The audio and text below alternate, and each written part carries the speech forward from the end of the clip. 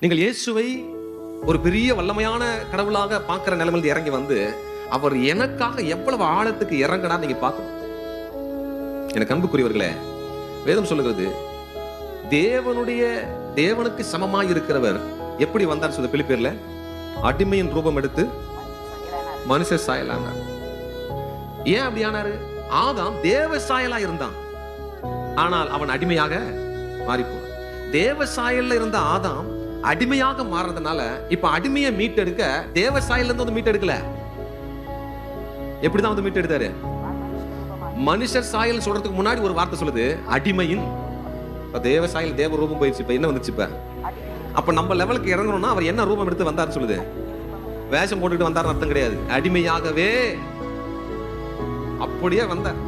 தன் மீது ஆதிக்கம் செலுத்துவதற்கு மனிதனுக்கு அவர் அதிகாரம் கொடுத்துட்டார். புரியுது?